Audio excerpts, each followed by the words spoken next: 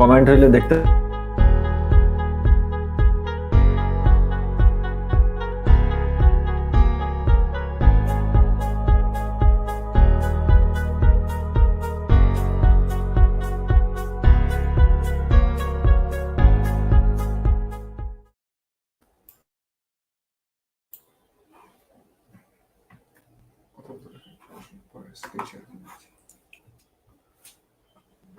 আসসালামু আলাইকুম। সবাইকে ধন্যবাদ যারা আজকে আমার এই লাইভ সেশনে অংশগ্রহণ করছেন। আজকে আমাদের টপিক হচ্ছে ফিজিক্যাল মেডিসিন অ্যান্ড রিহ্যাবিলিটেশন। এই সাবজেক্টের ক্যারিয়ারের সুবিধা অসুবিধা বা এই সাবজেক্টটা আসলে কি নিয়ে ডিল করে, কিভাবে কাজ করে, এবং এই সাবজেক্টে যদি আমরা পার্ট 1 করতে চাই তাহলে আসলে আমাদেরকে কি কি প্রিপারেশন নিতে হবে বা কোন কোন টপিকগুলো পড়তে হবে, এই বিষয়গুলো নিয়ে আজকে আমরা একটি ধারণা দিব আপনাদেরকে বা একটা ওরিয়েন্টেশন দেওয়ার চেষ্টা করব।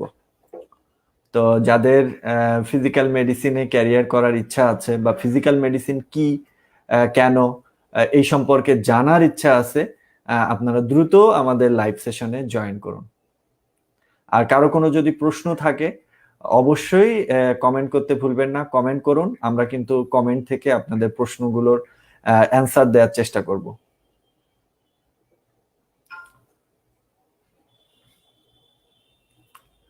তাহলে আমরা শুরু করি।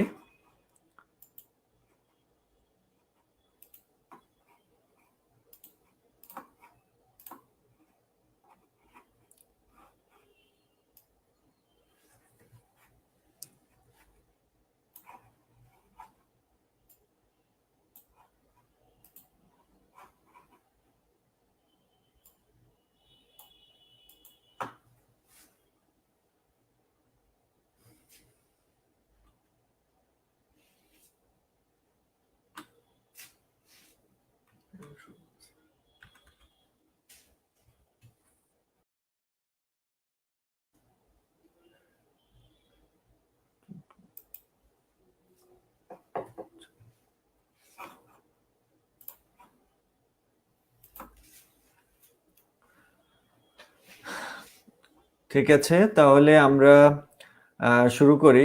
Physical medicine and rehabilitation. আমি ডক্টর শামীম ফরহাদ, এফসিপিএস করেছি ফিজিক্যাল মেডিসিনে, পার্ট 1 করেছি 2017 সালে। তারপরে 3 বছর ট্রেনিং সমাপ্ত করেছি। তারপরে আমি যে কোর্স থাকে, কোর্স ফিজিক্যাল মেডিসিনে এফসিপিএস পার্ট 2 কোর্স, সেই কোর্সে অধ্যয়নরত ছিলাম। ইন দ্য মিন টাইম আমার বিসিএস হয়ে যায়।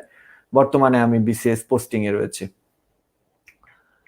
তো আসলে ফিজিক্যাল মেডিসিন আসলে কি, সাবজেক্টটা কি, এই সম্পর্কে কিন্তু আমাদের ধারণা আসলে খুবই কমই থাকে।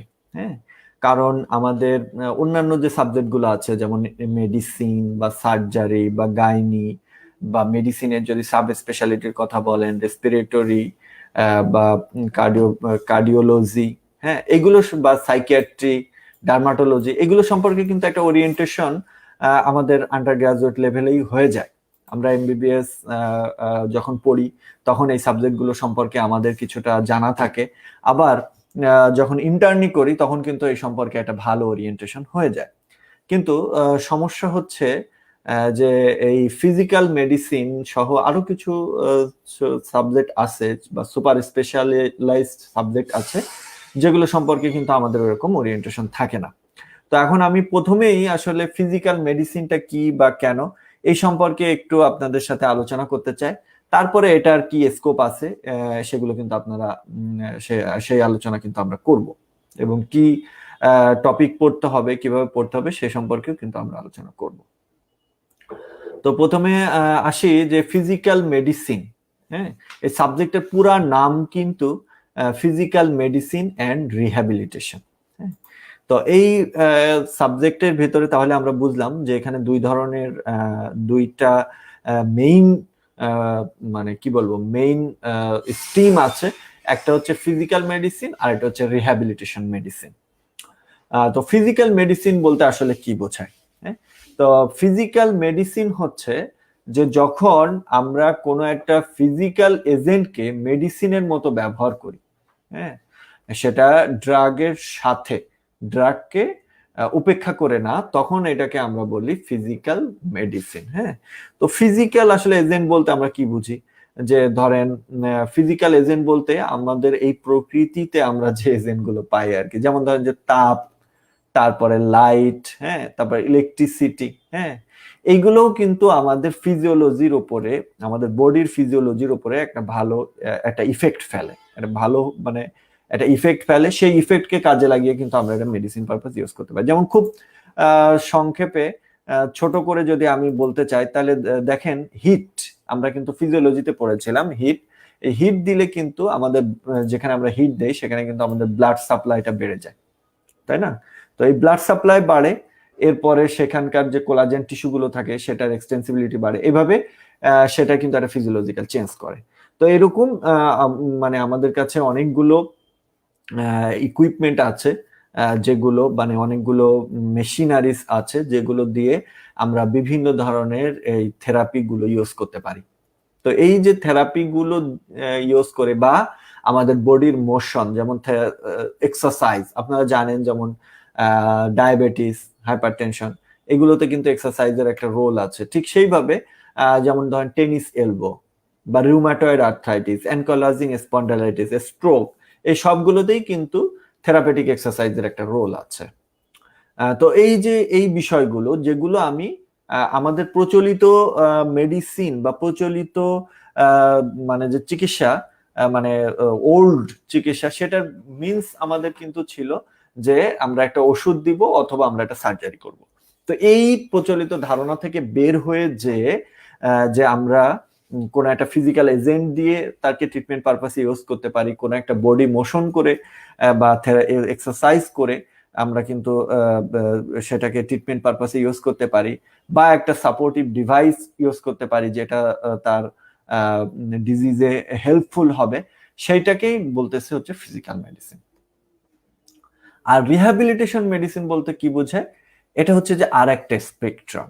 যেমন আমি সংক্ষেপে আপনাদেরকে বলি যে সাপোজ মনে করেন যে একটা রিউম্যাটয়েড আর্থ্রাইটিসের পেশেন্ট, হ্যাঁ, তো আমাদের স্পেকট্রাম আসলে কতটুকু, বা আমরা আসলে ডক্টর হিসেবে তাকে কতটুকু সাহায্য করব।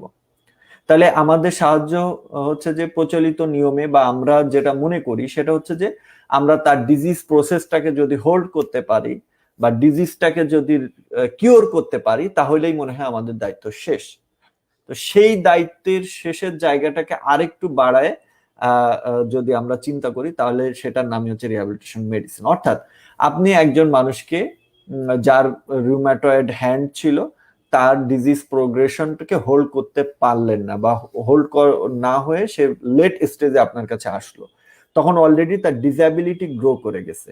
তো এই ডিসএবিলিটি নিয়েও সে কিভাবে একটা ফাংশনালি ইমপ্রুভ লাইফ লিড করতে পারে, সেই চিন্তাটা করার নামই হচ্ছে, বা সেই লক্ষ্যে কাজ করাটাই হচ্ছে আমাদের রিহ্যাবিলিটেশন মেডিসিন। অর্থাৎ মানে আমরা একটা ডিজিজ প্রসেসকে কতটুকু হোল্ড করতে পারলাম সেইটা চিন্তা করার পাশাপাশি তার ব্যক্তির ফাংশনাল অ্যাবিলিটি এবং তার লাইফের কোয়ালিটি, এইটাকে আমরা কিভাবে ইমপ্রুভ করতে পারি, সেই জায়গাটাকে এইম করে যখন আমরা একটা ট্রিটমেন্ট প্রোটোকল তৈরি করি, সেটাই কিন্তু রিহ্যাবিলিটেশন মেডিসিন।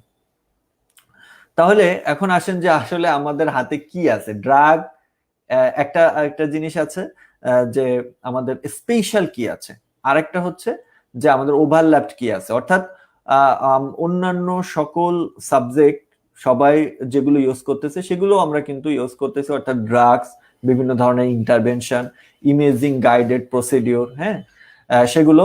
তার সাথে সাথে আমাদের কিছু স্পেশাল বিষয় আছে যেগুলো কিন্তু অন্যান্য সাবজেক্টের সাথে নন ওভারল্যাপ, সেগুলো কিন্তু অন্যান্যরা কেউ ওইভাবে ইউজ করতে পারে না।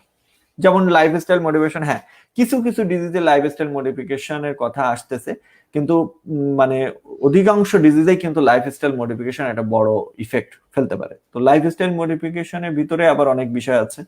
এরপরে আমাদের হাতে আছে ফিজিওথেরাপি, যেমন শর্ট ওয়েভ, মাইক্রোওয়েভ, আল্ট্রাসাউন্ড, এরপরে আছে থেরাপিউটিক এক্সারসাইজ, এরপরে আছে ম্যানুয়াল থেরাপি। ম্যানুয়াল থেরাপি মানে হচ্ছে মানে এটা একটা বিশেষ ধরনের টেকনিক, স্পেশালাইজ টেকনিক, এবং এটা কিন্তু ওয়ার্ল্ড ওয়াইড খুব ভালো রিকগনাইজড, এবং এর পক্ষে কিন্তু অনেক গবেষণা রয়েছে, এবং মানে বিভিন্ন ডিজিজে এটা কিন্তু রিকমেন্ডেড। হ্যাঁ, ম্যানুয়াল থেরাপি হচ্ছে যে কোনো একজন মানুষ তার হাতের সাহায্যে কোনো একটা মেকানিক্যাল প্রবলেমকে এটাকে মানে কোনো অন্য একটা মানুষের মেকানিক্যাল প্রবলেমকে এটা কিন্তু সলভ করা যায়।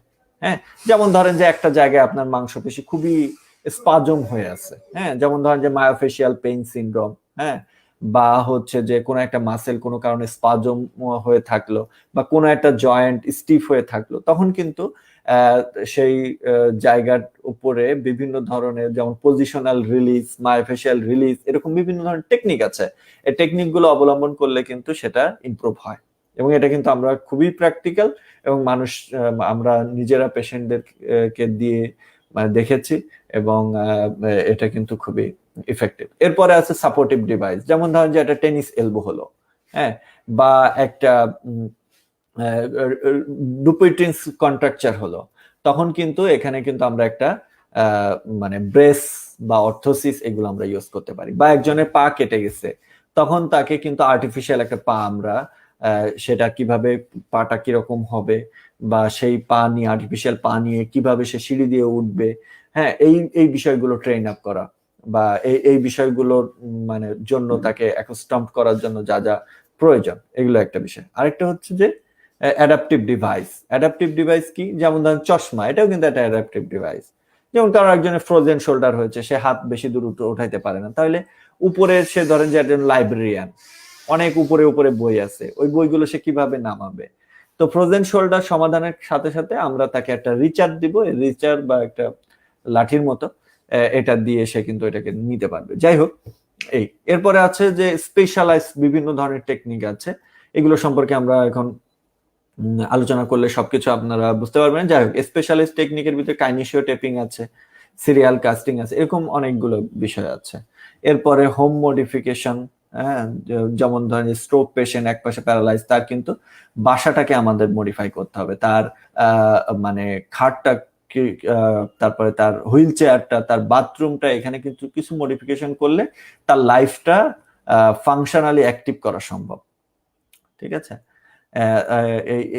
এইভাবে কিন্তু আমরা এই ওয়েপন গুলো, স্পেশাল ওয়েপন যেগুলো আমরা ইউজ করতে পারি, যেগুলো অন্য কেউ ইউজ করতে পারে না, বা মানে অন্য কারোর স্পেকট্রামের ভিতরে এটা পড়ে না। এছাড়া আমরা কিছু ডায়াগনস্টিক প্রসিডিউর ফিজিক্যাল মেডিসিনের আন্ডারে আছে, যেমন electro diagnostic procedure, NCS EMG, এটা নিউরো মেডিসিন এবং ফিজিক্যাল মেডিসিন উভয় স্পেশালিটি এই এনসিএস ইএমজি সম্পর্কে ওয়াকিফাল, বা এনসিএস ইএমজি করতে ওয়ার্ল্ড ওয়াইড রিকগনাইজড। এখন একটি কমন প্রশ্ন থেকে যায় যে একই রকম ডিজিজ হওয়ার কারণে ফিজিক্যাল মেডিসিন কোনটা ডিল করবে, অর্থোপেডিশিয়ান কোনটা ডিল করবে, বা রিউম্যাটোলজিস্টটা কোনটা ডিল করবে, এরকম একটা প্রশ্ন কিন্তু আমাদের ভিতরে থেকে যায়, বা এই ওভারল্যাপড হওয়ার কারণে। তো আসল ব্যাপারটা হচ্ছে যে এখানে আমাদের যে প্রপার রেফারেল সিস্টেম, আমাদের দেশে প্রপার রেফারেল সিস্টেমটা ডেভেলপ না হওয়ার কারণেই কিন্তু এই সমস্যাটা আসলে আমরা ডিল করছি। তো আসলে জিনিসটা কিরকম হবে, বা কিরকম হওয়া উচিত ছিল? তো আমি একটা সিম্পল উদাহরণ দিয়ে আপনাদেরকে বোঝাই। যেমন একটা রিউম্যাটয়েড আর্থ্রাইটিস। তো রিউম্যাটয়েড আর্থ্রাইটিস এটা যদি জিপি, প্রথমে জেনারেল প্র্যাকটিশনার, তারা যদি পারে এটা ডায়াগনোসিস করতে পারলে করবে, আর না পারলে তারা এটাকে রিউম্যাটোলজিস্টের কাছে রেফার করবে, তাই না? রিউম্যাটোলজিস্টের কাছে রেফার করবে, রিউম্যাটোলজিস্ট এটা দেখবে, দেখার পর ডায়াগনোসিস করবে, এবং ডায়াগনোসিস করে কিন্তু তার ডিএমআরস বা বায়োলজিক্স যে ড্রাগ লাগবে সেগুলো তারা দিবে, এবং এটা ফলো আপ করবে, এবং সেই সাথে সে ফিজিক্যাল মেডিসিন স্পেশালিস্টের কাছে পাঠাবে যে তার যে ফিজিওথেরাপি, তার জন্য কি ফিজিওথেরাপি বা কি অর্থোসিস বা কি ধরনের এক্সারসাইজ সেগুলো তার দরকার, এই জন্য পাঠাবে। ওকে, এরপরে যখন হচ্ছে যে এটা যদি এমন হয় যে রিউমাটয়েড আর্থ্রাইটিসের পেশেন্টটা কে ডিসএবিলিটিটা আমরা রোধ করতে পারিনি, অথবা রিউমাটয়েড আর্থ্রাইটিসের পেশেন্ট এমন অবস্থায় আমাদের কাছে এসেছে যে যখন তার হাতটা ডিসএবল হয়ে গেছে, ডিসএবিলিটি গ্রো করে গেছে, তখন কি হবে? তখনও রিউমাটোলজিস্ট ফিজিয়াট্রিস্টের কাছে পাঠাবে বা ফিজিক্যাল মেডিসিন স্পেশালিস্টের কাছে পাঠাবে যে এই ডিসএবিলিটি সহ সে কিভাবে তার লাইফটাকে লিড করতে পারে, এখানে কি অর্থোসিস দেয়া যায় বা কি কি ট্রেনিং করালে সে তার এই স্টিফ হওয়া হাত বা মানে যে ডিসেবল হওয়া হাত এখান থেকে কিভাবে সে ইমপ্রুভ করতে পারে, বা কিভাবে এই ডিসেবল হওয়া হাত নিয়েই সে তার লাইফ লিড করতে পারে, সেজন্য সে ফিজিয়াট্রিস্টের কাছে আসবে। এরপরে ফিজিয়াট্রিস্ট যদি মনে করে, মানে ফিজিয়াট্রিস্ট যদি দেখে যে না তার এখানে সার্জারির কোনো অপশন আছে বা সার্জারি অপশন আছে কিনা এটা নিয়ে কনফিউশন আছে, তখন কিন্তু সে অর্থোপেডিশিয়ানের কাছে এটা রেফার করবে। ঠিক আছে, তার মানে এক একজনের আসলে কিন্তু এক একটা রোল আছে। আমরা সবসময় মনে করি কি যে একটা ডিজিজ অনুযায়ী মনে হয় ভাগ ভাগ, যে রিউম্যাটয়েড আর্থ্রাইটিস এটা হয়তো মানে রিউম্যাটোলজিস্ট ডিল করবে, বা এটা হয়তো অর্থোপেডিশিয়ান ডিল করবে, বা এটা হয়তো ফিজিয়াট্রিস্টরা ডিল করবে, কিন্তু আসলে ব্যাপারটা না, সেটা না।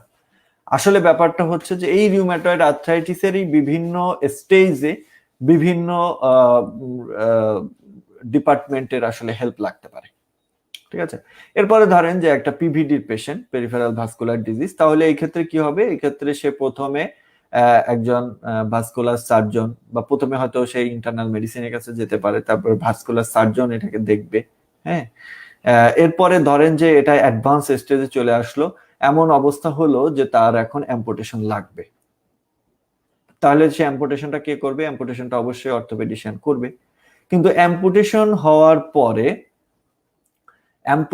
হওয়ার পরে তার এই যে একটা ধরেন রিক্সা পোলার বা একজন মানে টিচার, তার অ্যাম্পুটেশন হয়ে গেল। অ্যাম্পুটেশন হওয়ার পরে পরে কি তার ফাংশনালি সে কিভাবে তার কাজগুলো করবে, কিভাবে সে তার পরিবারের সাথে মানে পরিবারকে আর্ন করবে, বা কিভাবে সে তার দৈনন্দিন জীবন যাপন করবে, এই ব্যাপারে কিন্তু অর্থোপেডিশিয়ানরা কিন্তু এই ব্যাপারে তার খেয়ালটা রাখতে পারবে না। এই ব্যাপারে খেয়াল রাখবে হচ্ছে রিহ্যাবিলিটেশন মেডিসিন স্পেশালিস্ট। তারা এই অ্যাম্পুটি পেশেন্টদেরকে নিয়ে এরপরে তাদেরকে প্রস্থেসিস অ্যাডভাইস করবে যে কোন ধরনের আর্টিফিশিয়াল লিম্ব তার লাগবে, কিরকম লাগবে, কি মেজারমেন্টে লাগবে, এবং সেই আর্টিফিশিয়াল লিম্ব দিয়ে সে কিভাবে সিঁড়ি দিয়ে উঠবে, কিভাবে মানে সুন্দরভাবে নর্মাল মানুষের মতো হাঁটতে পারবে, কিভাবে তার দৈনন্দিন কাজগুলো করতে পারবে, কিভাবে তার অকুপেশনটাকে সে করবে, অকুপেশনটাকে মেনটেন করবে, সেই ব্যাপারটা কিন্তু ফিজিয়াট্রিস্ট দেখবে। তাহলে এছাড়া আসলে আরেকটা বিষয় আছে, সেটা হচ্ছে যে রিউম্যাটোলজি এবং মাস্কুলোস্কেলেটাল ডায়াগনোসিস, দুইটা মানে মাস্কুলোস্কেলেটাল সিস্টেম দুইটা কিন্তু আসলে একটু ভিন্ন। যদিও আমাদের এখনকার বর্তমান ডেভিডসন এখানে রিউম্যাটোলজি চ্যাপ্টার আছে, যেটা আগে ছিল মাস্কুলোস্কেলেটাল মেডিসিন, কিন্তু আসলে দুইটা ভিন্ন বিষয়। রিউম্যাটোলজি হচ্ছে যে আমাদের যে সিস্টেমিক ডিজিজ গুলো আছে, যেমন rheumatoid arthritis, ankylosing spondylitis, SLE, এইগুলো হচ্ছে যে রিউম্যাটোলজির ভিতরে পড়ে। আর হচ্ছে যেমন ধরেন যে টেনিস এলবো, গলফার্স এলবো, তারপরে হচ্ছে ডিকোয়ার ভেন, হ্যাঁ, তারপরে ধরেন যে বাইসেপিটাল টেন্ডিনাইটিস, হ্যাঁ, এগুলো কিন্তু আবার হচ্ছে যে মাস্কুলোস্কেলেটাল মেডিসিনের ভিতরে পড়বে। যাই হোক, তো এই যে মাস্কুলোস্কেলেটাল বিভিন্ন ডিজিজ আছে, যেমন মায়োফেশিয়াল পেইন সিনড্রোম, তারপরে প্লান্টার ফাসাইটিস, এরকম মানে তারপর পাইরিফার্মিস সিনড্রোম, অনেকগুলো ডিজিজ আছে যেগুলোতে আমরা কিন্তু স্পেশালাইজড ভাবে ডায়াগনোসিস করাটা কিন্তু ফিজিক্যাল মেডিসিনেই এটা ভালোভাবে শেখানো হয়, বা এটা ভালোভাবে মানে বেশি গুরুত্ব দেওয়া হয়। দেখা যায় যে অর্থোপেডিশিয়ানরা এরকম সিম্পল অল্প কিছু ব্যথা এগুলোকে অত ভালোভাবে গুরুত্ব দেন না, যেহেতু তারা অনেক বড় বড় অপারেশন বা এই বিষয়গুলোকে বেশি গুরুত্ব দেন। আবার রিউম্যাটোলজিস্টরা তারা সিস্টেমিক ডিজিজ গুলোকে বেশি সার্চ করেন, যে আসলে তার অ্যানকাইলোজিং স্পন্ডাইলিটিস আছে কিনা, বা এসএলই আছে কিনা, বা রিঅ্যাক্টিভ আছে কিনা, বা সোরিয়াটিক আছে কিনা, এইগুলোকে বেশি সার্চ করেন। তো যাই হোক, তো এটা আসলে একটা ওভারল্যাপ জিনিস। আরেকটা হচ্ছে বাংলাদেশের আসলে তাহলে পার্সপেক্টিভে কি হয়। বাংলাদেশের পার্সপেক্টিভে হচ্ছে যে সবাই তার কোনো পেশেন্টকে ছাড়তে চান না, যে যার মতো পেশেন্ট দেখেন। কিন্তু এক্ষেত্রেও ফিজিয়াট্রিস্টরা একটু সুবিধাজনক পজিশনে এজন্য থাকেন যে ফিজিয়াট্রিস্টরা কিন্তু এই রিউম্যাটোলজিক্যাল কন্ডিশন বা মাস্কুলোস্কেলেটাল কন্ডিশনের ডায়াগনোসিস সম্পর্কে ভালোভাবে তাদের ট্রেনিং থাকে, পড়াশোনা থাকে। তার সাথে তারা কিন্তু স্পেশাল কিছু টেকনিক বা স্পেশাল কিছু থেরাপি এইগুলো তারা ভালোভাবে জানেন, যেগুলো অন্যান্য ডিপার্টমেন্টে ভালোভাবে জানে না। সেহেতু ট্রিটমেন্টের ক্ষেত্রে কিন্তু কোনো কোনো ক্ষেত্রে ফিজিয়াট্রিস্ট একটু এগিয়ে থাকেন। তবে ডায়াগনোসিসের ক্ষেত্রে অবশ্যই রিউম্যাটোলজিস্টরা রিউম্যাটোলজিক্যাল কন্ডিশন গুলো ডায়াগনোসিসে অবশ্যই তারা এগিয়ে থাকেন, এবং রিউম্যাটোলজিক্যাল কন্ডিশন গুলোতে যে ট্রিটমেন্ট গুলো আছে, ড্রাগ ট্রিটমেন্ট, সেগুলোতেও কিন্তু অবশ্যই রিউম্যাটোলজিস্টরাই বেশি এগিয়ে থাকেন, এই আর কি। এখন আরেকটা প্রশ্ন থেকে যায়, এই যে একটা দ্বন্দ্ব, ফিজিক্যাল মেডিসিন স্পেশালিস্ট নাকি ফিজিওথেরাপিস্ট, এই দুইটার ভিতরে। তো এটা আসলে খুব বেশি আলোচনার কিছু নাই, কারণ এটা নিয়ে মানে শুধু ফিজিক্যাল মেডিসিন না, অন্যান্য অনেক সাবজেক্টেই কিন্তু এরকম ঝামেলাটা রয়ে গেছে আসলে। যেমন যে মেডিকেল অ্যাসিস্ট্যান্ট যারা আছে, ওরাও কিন্তু মানে জিপি হিসাবে বা মেডিকেল অফিসার হিসাবে তারা চেম্বার করতে চায় বা ইয়া করে। আবার দেখা যায় যে যে ডেন্টাল টেকনিশিয়ান যারা আছে, তারাও কিন্তু ডেন্টিস্ট হিসেবে তারা ইয়া হইতে চায়, হ্যাঁ। বা যারা প্যাথোলজিস্ট, মানে প্যাথোলজি টেকনিশিয়ান আছে, তারাও প্যাথোলজিস্ট হিসেবে নিজেদেরকে প্রকাশ করতে চায়। তো এরকম আসলে ব্যাপারগুলো থাকে। তো আসলে ফিজিওথেরাপিস্ট এরা হচ্ছে যে একটা রিহ্যাবিলিটেশনের টিম মেম্বার, তাদের ভূমিকা অবশ্যই আছে, এবং তবে সেটা এবং ফিজিয়াট্রিস্ট বা ফিজিক্যাল মেডিসিন স্পেশালিস্টের ভূমিকা দুটো কিন্তু ভিন্ন। ফিজিক্যাল মেডিসিন স্পেশালিস্ট ডায়াগনোসিস করবে, বা ডায়াগনোসিস অনুযায়ী কোন কোন থেরাপি বা কোন কোন এক্সারসাইজ বা তার কোনো অর্থোসিস লাগবে কিনা, তার হোম মডিফিকেশন লাগবে কিনা, লাইফস্টাইল কিভাবে মডিফিকেশন করতে হবে, সবকিছুর ব্যাপারে প্রেসক্রাইবার হচ্ছেন ফিজিয়াট্রিস্ট এবং ফিজিওথেরাপিস্ট। ওনাদের দায়িত্ব হচ্ছে এই প্রেসক্রিপশন অনুসারে যাতে ট্রিটমেন্টটা সঠিকভাবে হয়, অ্যাপ্লিকেশনটা সঠিকভাবে হয়, ম্যানুয়াল থেরাপিটা সঠিকভাবে হয়, এইগুলো তাদের দেখভাল করা। তো দুজনেরই ভূমিকা আছে, এবং দুজনের ভূমিকা কিন্তু ভিন্ন ভিন্ন সেক্টর। এখন আসেন আসলে স্কোপ কি আছে ফিজিক্যাল মেডিসিনের। ক্যারিয়ার আপনি করলেন, কোথায় কোথায় আপনি এটাকে কন্টিনিউ করতে পারবেন। তো এটা আসলে কি, যেমন ধরেন যে রিউম্যাটোলজি সাবজেক্টটা কিন্তু অনেক ডিমান্ডিং সাবজেক্ট, তাই না? কিন্তু সমস্যা হচ্ছে রিউম্যাটোলজির কিন্তু পোস্ট নাই। গভর্নমেন্ট জবের রিউম্যাটোলজির পোস্ট কিন্তু খুবই কম। শুধুমাত্র বিএসএমইউ ছাড়া আমার জানা মতো অন্য কোথাও রিউম্যাটোলজির পোস্ট নাই। সেহেতু রিউম্যাটোলজি সাবজেক্টটা পড়ার পরে যারা বিসিএস করবেন, তাদের কিন্তু একটা ঝামেলার ভেতরে পড়তে হবে পোস্ট নিয়ে। কিন্তু ফিজিক্যাল মেডিসিনে এই সুবিধাটা আছে, প্রায় প্রত্যেকটা গভর্নমেন্ট মেডিকেল কলেজে পোস্ট আছে, এবং পোস্ট কিন্তু ক্রিয়েট হওয়া আছে। এবং আরো একটা সুবিধা হচ্ছে যে গভর্নমেন্ট যে ইনস্টিটিউট গুলো আছে, হ্যাঁ, সেখানে কিন্তু ফিজিক্যাল মেডিসিনের পোস্ট আছে। শুধু মানে যেমন ধরেন যে NICVD, national institute of cardiovascular disease, সেখানেও কিন্তু ফিজিক্যাল মেডিসিনের একটি ফিজিক্যাল মেডিসিনের পোস্ট আছে, ফিজিক্যাল মেডিসিন ডিপার্টমেন্ট আছে। নিন্স নিউরোসায়েন্স ইনস্টিটিউটেও কিন্তু ফিজিক্যাল মেডিসিনের ডিপার্টমেন্ট আছে। নিটোরে আছে, বক্ষ ব্যাধি ইনস্টিটিউটে আছে, বার্ন ইউনিট, যে Sheikh Hasina burn and plastic surgery unit, যেটা ইনস্টিটিউট, যেটা ওখানেও কিন্তু হচ্ছে ফিজিক্যাল মেডিসিন ডিপার্টমেন্ট আছে। তো এরকম মানে যদি মানে ফিজিক্যাল মেডিসিনের আবার নিজস্ব ইনস্টিটিউট, সেটারও কাজ কিন্তু প্রক্রিয়াধীন, এবং সেটাও কিন্তু ভবিষ্যতে, অদূর ভবিষ্যতে কিন্তু ফিজিক্যাল মেডিসিন ইনস্টিটিউটও তৈরি হবে। তো এই ইনস্টিটিউট রিলেটেড একটা বিশাল পোস্ট আছে। এছাড়া যে স্পেশালাইজড হসপিটাল গুলো আছে গভর্নমেন্ট পর্যায়ে, সেখানেও কিন্তু হচ্ছে ফিজিক্যাল মেডিসিনের একটা ভালো পোস্ট আছে। স্পোর্টস মেডিসিন রিলেটেড ফিজিক্যাল মেডিসিনের সেক্টর আছে। এছাড়া প্রাইভেট বড় বড় মেডিকেল কলেজে আছে, কিন্তু প্রাইভেট সেক্টরে তুলনামূলক ফিজিক্যাল মেডিসিনের স্কোপটা কিন্তু একটু কম, এটা আগেই বলে রাখি। মানে অধিকাংশ প্রাইভেট মেডিকেল কলেজে ফিজিক্যাল মেডিসিন ডিপার্টমেন্ট নাই, বড় বড় কিছু মেডিকেল কলেজ ছাড়া অধিকাংশ প্রাইভেট মেডিকেলে ফিজিক্যাল মেডিসিন ডিপার্টমেন্ট নাই। এছাড়া বিদেশে ফিজিক্যাল মেডিসিনের ভালো চাহিদা আছে বা ভালো স্কোপ আছে। এখন আমরা চলে আসি কিছু নেগেটিভ ইমপ্রেশন নিয়ে, যে ফিজিক্যাল মেডিসিনের নেগেটিভ সাইড গুলো কি কি, তাই না? ফিজিক্যাল মেডিসিনে ক্যারিয়ার করলে এগুলো অবশ্যই আপনাদেরকে আগে জেনে তারপরে ক্যারিয়ার করা উচিত। যে আপনার দেখবেন যে ফিজিক্যাল মেডিসিন যদি আপনি পড়েন, তাহলে অনেকেই আপনাকে বলবে যে ফিজিওথেরাপিস্ট। তখন নিশ্চয়ই আপনার খুব খারাপ লাগবে, কারণ আপনি এমবিবিএস করে এখন ফিজিক্যাল মেডিসিনে এফসিপিএস করতেছেন বা ফিজিক্যাল মেডিসিনে এমডি করবেন, তখন যদি কেউ আপনাকে ফিজিওথেরাপিস্ট বলে, আপনার নিশ্চয়ই খারাপ লাগবে।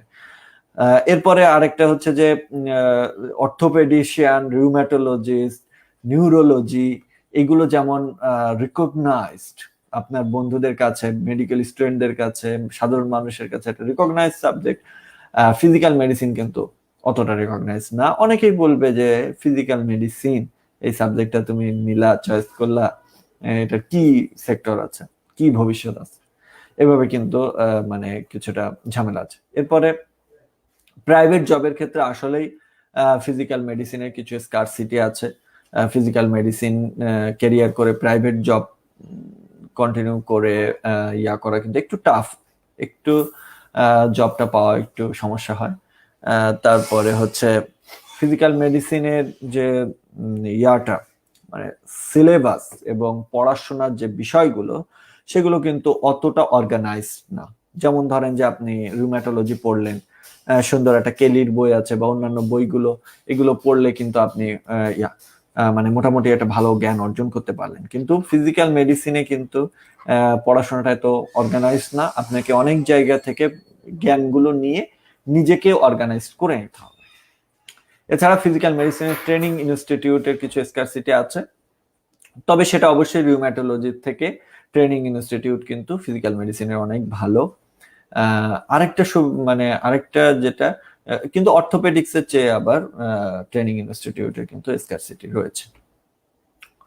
তো এখন এক্ষেত্রে মানে নেগেটিভ সাইড বলার পরেও আমি কিছুটা একটু সপক্ষে কিছু কথা বলতে চাই। সেটা হচ্ছে যে এই যে মানে মানুষজন রিকগনাইজড করে না, এটার কিন্তু একটা সুবিধা আছে। সুবিধাটা কি? সুবিধা হচ্ছে যে এই জন্যই কিন্তু ফিজিক্যাল মেডিসিন সাবজেক্টটা এখনো এত ক্রাউডেড না, তাই না?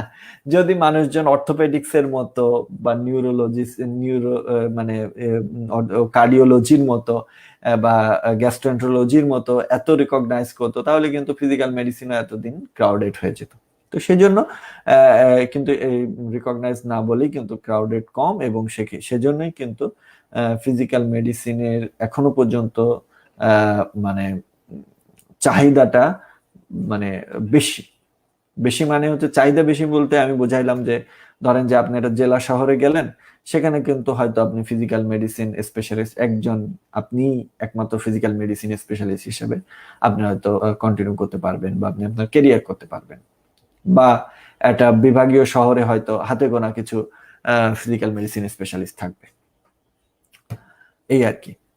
তো আর একটা বিষয় হচ্ছে আমি বলেছি যেটা যে প্রাইভেট জবের সমস্যা আছে, স্কারসিটি আছে, সেটাও কিন্তু মানে আমরা যেটা দেখেছি যে ফিজিক্যাল মেডিসিনে যারা বিসিএস করেন নাই, প্রাইভেট জব করেন, তারাও কিন্তু প্রত্যেকেই কোনো না কোনো মেডিকেল কলেজ আসলে ঢুকে গিয়েছে। তো ব্যাপারটা হচ্ছে কি, যে আপনি যদি মানে আপনি ধরেন একটা যে হ্যাঁ ইন্টারনাল মেডিসিন স্পেশালিস্ট নেওয়া হবে, ডার্মাটোলজিস্ট নেওয়া হবে, এভাবে হয়তো আপনি কোনো মানে বিজ্ঞপ্তি পাবেন না, কিন্তু আপনি পাশ করার পরে প্রাইভেট মেডিকেলে আপনাকে যোগাযোগ করতে হবে। যোগাযোগ করলে কিন্তু আপনি সেখানে আপনার যদি আপনি কি পারেন, কি রোগী দেখেন, এই বিষয়গুলো যদি আপনি বোঝাতে পারেন তাহলে কিন্তু সেখানে আপনি জব পাওয়াটা খুব বেশি কঠিন হবে না, আমার যেটা মনে হয়। কারণ আমি আমার সিনিয়র যারা ছিল তাদেরকে আমি দেখেছি যে একটু চেষ্টা করতে হয়েছে, কিন্তু তারা কিন্তু প্রত্যেকেই কোনো না কোনো প্রাইভেট মেডিকেলে ঢুকে যেতে পেরেছেন যারা চেষ্টা করেছেন, এই আর কি। আচ্ছা, আর ওভারল্যাপ ডিজিজ, এটা অবশ্যই ঠিক কথা যে রিউমাটোলজিস্টরা যে ডিজিজ ডিল করে আমরাও সেই ডিজিজ অনেক সময় ডিল করি, বা অনেক সময় অর্থোপেডিশিয়ানরাও সেই ডিজিজ ডিল করে। কিন্তু আসলে মূল কথা হচ্ছে যে আমরা যেমন এখন মনে করি যে রিউমাটোলজিস্টের কাছে পেশেন্ট যাবে বা নিউরোলজিস্টের কাছে যাবে বা অর্থোপেডিশিয়ানের কাছে যাবে, তার চেয়ে বড় কথা হচ্ছে আমাদের দেশে পেশেন্ট কিন্তু আপনার কাছে যাবে।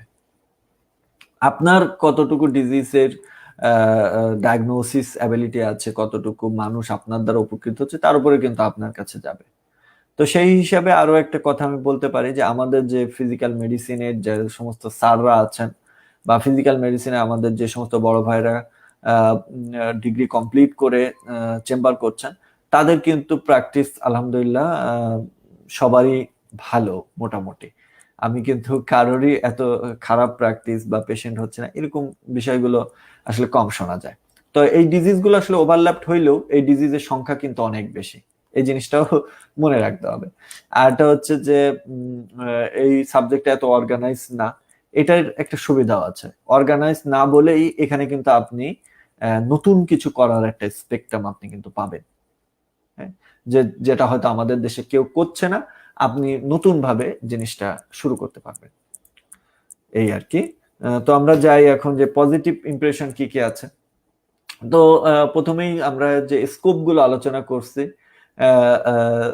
মানে সেখানে আমরা দেখেছি যে এখানে কিন্তু প্রচুর স্কোপ আছে আপনার গভর্নমেন্ট জবে, বিশেষ করে প্রচুর মানে কিন্তু পোস্ট কিন্তু আছে। আমরা কিন্তু সহজেই মানে গভর্নমেন্ট জবের যে রিকোয়ারমেন্ট লাগে সেগুলো পূরণ করলেই কিন্তু আমরা এখানে অতি দ্রুত পদোন্নতি পেতে পারবো, যেটা অন্যান্য সাবজেক্টে কিন্তু অনেকটাই অসম্ভব যদি খুব ভালো লিঙ্ক না থাকে আর কি। তারপর হচ্ছে যে এখানে নতুন কিছু করার একটা স্কোপ আছে, যেটা অন্যান্য অনেক সাবজেক্টেই কিন্তু অনেকটাই কম। হ্যাঁ, যেমন ধরেন যে আমাদের দেশে এখনো পর্যন্ত আমরা বলতে পারবো যে সে গ্যাস্ট্রোএন্টারোলজির ফাদার, বা উনি রিউম্যাটোলজি সাবজেক্টের প্রতিষ্ঠাতা। হ্যাঁ, কিন্তু এরপরে আমাদের জেনারেশন কিন্তু এরকম সুযোগটা অনেক ক্ষেত্রে পাবে না। কিন্তু ফিজিক্যাল মেডিসিনে আসলে অনেকগুলো সাব ডিভিশন আছে। হ্যাঁ, তো আমরা চাইলে যে কোনো একটা সাব ডিভিশনকে বাংলাদেশে আরো ভালোভাবে, যেমন ধরেন যে আইসিইউ রিহ্যাবিলিটেশন, এটার কিন্তু অনেক ডিমান্ড আছে, কিন্তু বাংলাদেশে এটা এখনো হচ্ছে না। ক্যান্সার রিহ্যাবিলিটেশন, যেমন ধরেন যে লিম্ফোএডেমা, এই যে এক্সিলারি ক্লিয়ারেন্সের পরে হাত পা ফুলে যায়, এটা কিন্তু আসলে আমাদের রিহ্যাবিলিটেশন প্রসেসের মাধ্যমে খুব ভালোভাবে ট্রিটমেন্ট করা সম্ভব, এবং এটাও কিন্তু আমাদের দেশে ওইভাবে প্র্যাকটিস হচ্ছে না, কম হয়। আমরা সেটা নিয়ে কাজ করতে পারি। পার্কিনসন রিহ্যাব, এটা নিয়ে আমরা আলাদাভাবে শুরু করতে পারি, কাজ করতে পারি। কার্ডিওভাস্কুলার রিহ্যাবিলিটেশন নিয়ে কাজ করতে পারি। যাই হোক, এভাবে অনেকগুলো স্পেকট্রাম আছে যেগুলো কিন্তু আমরা এখনো পর্যন্ত মানে অত ভালোভাবে ডিল হচ্ছে না। সেইগুলো নিয়ে যদি আমরা নিজেরা বিদেশ থেকে ট্রেনিং নিয়ে এসে আমরা যদি দেশে শুরু করতে পারি, তাহলে কিন্তু আমাদের নতুন কিছু করার স্পেকট্রামটা থাকবে। আরেকটা বিষয় হচ্ছে যে এখানে এই সাবজেক্ট আসলে অনেক ওয়াইড স্পেকট্রাম। হ্যাঁ, প্রত্যেকটা সাব স্পেশালিটি থেকেই আপনি কিন্তু আপনি যদি আপনার সাবজেক্টটা ভালোভাবে জানেন, সেখান থেকে কিন্তু আপনি রেফারাল পেতে পারেন। যেমন ধরেন ভাস্কুলার সার্জন, তারা পিভিডির পেশেন্টের ম্যানেজমেন্টের জন্য কম্প্রেশন, স্ট্রোকিং, মানে ভেরিকোজ ভেইনের কম্প্রেশন, স্ট্রোকিং, পেরিফেরাল ভাস্কুলার ডিজিজের এক্সারসাইজ, ফিজিওথেরাপি, এগুলোর জন্য আপনার কাছে রেফার করতে পারে। বা ধরেন কার্ডিওলজিস্ট, তারা হচ্ছে আফটার কার্ডিয়াক সার্জারি, সেখানে রিহ্যাবিলিটেশনের জন্য আপনার কাছে মানে আপনার এখানে রোল আছে।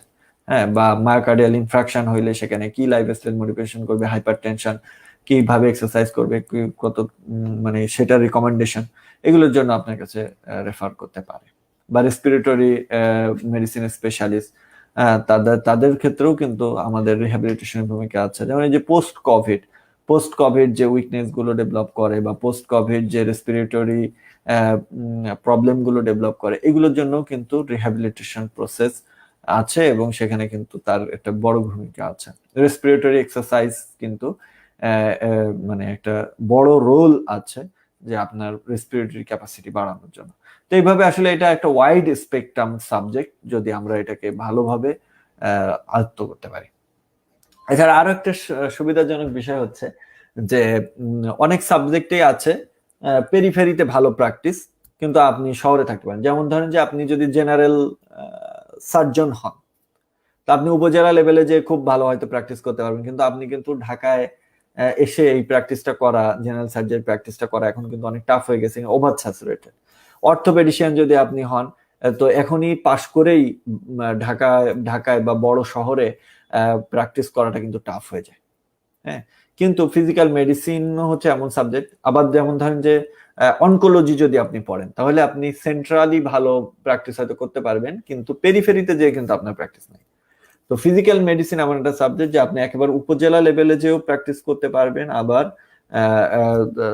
রাজধানীতে এসেও, ক্যাপিটাল সিটিতে এসেও কিন্তু আপনি আপনার নিউ স্পেকট্রাম গুলো নিয়ে আপনি কিন্তু চিকিৎসা করতে পারবেন। যেমন ধরেন যে আপনি উপজেলা লেভেলে কোমর ব্যথা, ঘাড় ব্যথা, টেনিস এলবো, গলফার্স এলবো, ডিকোয়ার বেঞ্চ, এরকম ডিজিজ গুলো কিন্তু ইজিলি ডিল করতে পারবেন, বা রিউমাটয়েড আর্থ্রাইটিস মানে আর্লি স্টেজ ডিল করতে পারবেন। আবার যদি মনে করেন যে না, আমি পার্কিনসন রিহ্যাব করব, লিম্ফোইডেমা রিহ্যাব করব, স্ট্রোকের রিহ্যাবিলিটেশন করব, হ্যাঁ, সেক্ষেত্রে আপনি কিন্তু ক্যাপিটাল সিটিতে এসেও আপনি ভালো প্র্যাকটিস করতে পারবেন। এই স্কোপটা কিন্তু অধিকাংশ সাবজেক্টেই কিন্তু এই স্পেকট্রামটা নাই, ঠিক আছে। আর গভর্নমেন্ট জবের অ্যাভেলেবিলিটির কথা তো আমি বললামই। তাহলে এই হচ্ছে আমাদের পজিটিভ ইমপ্রেশন গুলো। এখন আমি খুব সংক্ষেপে একটু কিছু কথা বলেই শেষ করব। সেটা হচ্ছে যে আমরা এখানে কি আমাদের হচ্ছে যে কি সিলেবাস আছে, বা আমরা পার্ট 1 করতে হলে কি কি জিনিস পড়তে হবে, ঠিক আছে। এই বিষয়টা নিয়ে এখন আপনাদের সামনে একটু আলোচনা করেই আমার লাইভ সেশন এখানে শেষ করব।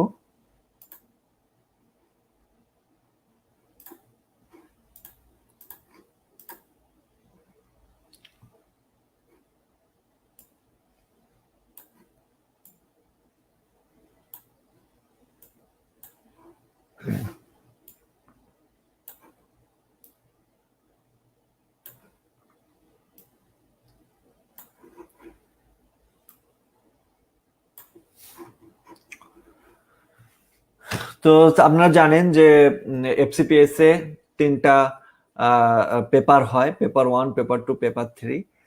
তো পেপার 1-এ আমাদের সিলেবাসটা হচ্ছে এরকম, তবে আমি যদি এটাকে মানে সাজিয়ে গুছিয়ে বলি, তাহলে হচ্ছে যে এখানে টপিক আছে হচ্ছে অ্যানাটমি অ্যান্ড মেডিসিন। মেডিসিনের ভিতরে রুম্যাটোলজি, নিউরোলজি, এই 2টা টপিক আমাদের ভালোভাবে পড়া লাগে। আর হচ্ছে অ্যানাটমি খুব ভালোভাবে পড়া লাগে। অ্যানাটমির ভিতরে এক্সট্রিমিটি, নিউরো অ্যানাটমি, এইগুলো খুব ভালোভাবে পড়া লাগে। বাদ বাকিগুলো head neck, histology, thorax, abdomen, এগুলো মোটামুটি ভাবে পড়া লাগে, ঠিক আছে। সবচেয়ে বেশি পড়া লাগে হচ্ছে এক্সট্রিমিটি, তারপর হচ্ছে নিউরো অ্যানাটমি।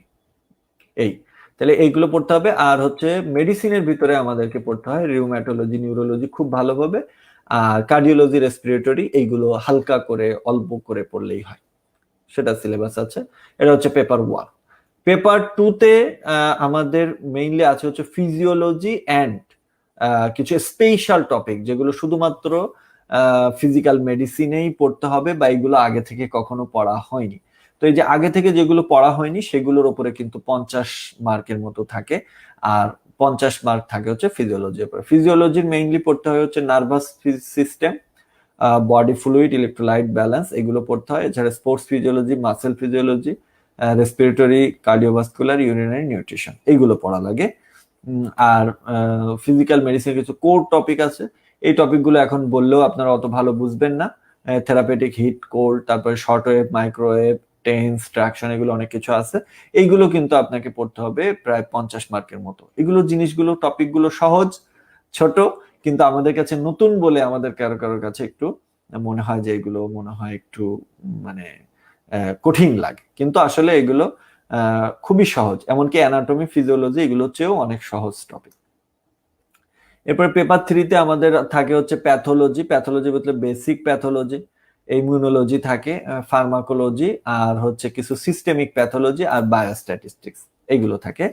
তো আমরা একটু দেখি যে এটা, এই যে এই প্যাথোলজির ভিতরে আমাদেরকে মেইনলি পড়তে হয় inflammation, sell injury, genetics, healing haemodynamics, neoplasia. এই 5টা টপিক মেইনলি প্যাথোলজিতে পড়া লাগে আর কি। ইমিউনোলজি খুব ভালোভাবে পড়া লাগে, মোটামুটি হোল টপিক। এর ভিতরে immunity, hyper sensitivity, immune response, antigen immunology, তারপরে antibody, immunoglobulin, auto antibody, immunodeficiency disorders, HLA, তারপর ভ্যাকসিন, এই জিনিসগুলো বেশি ইম্পর্টেন্ট, বারবার পরীক্ষায় আসে। ফার্মাকোলজির ভিতরে আমাদেরকে কিছু স্পেশাল ফার্মাকোলজি পড়তে হয়, যেগুলো রুমাটোলজিক্যাল ডিজিজ বা মাস্কুলোস্কেলেটাল ডিজিজ রিলেটেড, সেই ধরনের কিছু আমাদের স্পেশাল টপিক পড়তে হয়, যেমন DMARDs, biologics, NSAID, anti osteoporotic drug, antidepressant, muscle relaxant, anti Parkinson, এগুলো পড়তে হয়। তার সাথে পড়তে হয় general pharmacology, steroid, proton pump inhibitor, এরকম কিছু টপিক পড়তে হয় আর কি। তো আর এছাড়া বায়োস্ট্যাটিস্টিক্স আছে। বায়োস্ট্যাটিস্টিক্স এটা হচ্ছে যে সবাই মানে অন্যান্য সব সাবজেক্টের মতোই বায়োস্ট্যাটিস্টিক্স থেকে আমাদের 4টা মানে 8 মার্কের প্রশ্ন আসে, এই জন্য বায়োস্ট্যাটিস্টিক্স মোটামুটি ভালোভাবে পড়তে হয়। আর হচ্ছে প্যাথোলজি, নিউরোলজি, রিউম্যাটোলজি, এই 2টা টপিকের সিস্টেমিক প্যাথোলজি যে রবিনস, এইখান থেকে আমাদের কিছু কিছু যে মেইন ডিজিজ গুলো আছে, রিউম্যাটোলজিক্যাল ডিজিজ বা নিউরোলজিক্যাল ডিজিজ, সেগুলো সম্পর্কে আমাদের একটু পড়াশোনা করতে হবে। তাহলে এইভাবেই আমাদের পার্ট 1টা, যদি এইগুলো পড়াশোনা করা যায় তাহলে পার্ট 1 মোটামুটি সিলেবাসটা কভার হবে এবং আশা করি পরীক্ষায় ভালো করা যায়, এই আর কি। খুব বেশি কঠিন প্রশ্ন আমাদের হয় না, আবার একেবারে সহজ হয় না, মোটামুটি মিডিয়াম লেভেলের প্রশ্ন হয়। মোটামুটি যারা খুব ভালোভাবে পড়াশোনা করেন, আমরা যেটা দেখেছি যে প্রথম বছরে চান্স হয়তো না হইলেও যারা ভালোভাবে সিরিয়াসলি পড়াশোনা করেন তারা কিন্তু দ্বিতীয়বারের চেষ্টায় তারা কিন্তু অধিকাংশ ক্ষেত্রেই চান্স পেয়ে যেতে পারেন পার্ট 1-এ। তো এই হচ্ছে আমাদের সিলেবাস, এবং আমার যতটুকু মনে হলো যে ফিজিক্যাল মেডিসিনের স্পেকট্রাম সম্পর্কে আমরা মোটামুটি বলার চেষ্টা করলাম। আর কারোর যদি কোনো প্রশ্ন থাকে তাহলে অবশ্যই কমেন্ট অপশনে আপনারা প্রশ্ন করলে আমরা অ্যান্সার দেওয়ার চেষ্টা করব।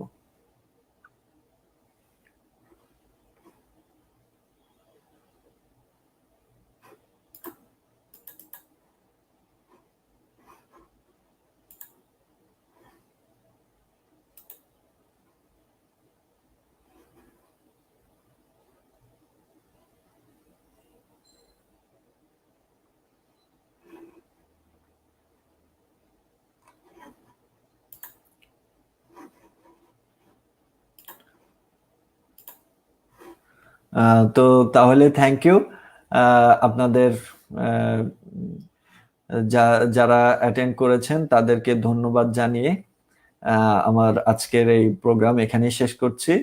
Road to FCPS part 1 physical medicine. Thank you, ভালো থাকবেন এই কামনা করে আজকের প্রোগ্রাম এখানে শেষ করছি। আসসালামু আলাইকুম রহমতুল্লাহ।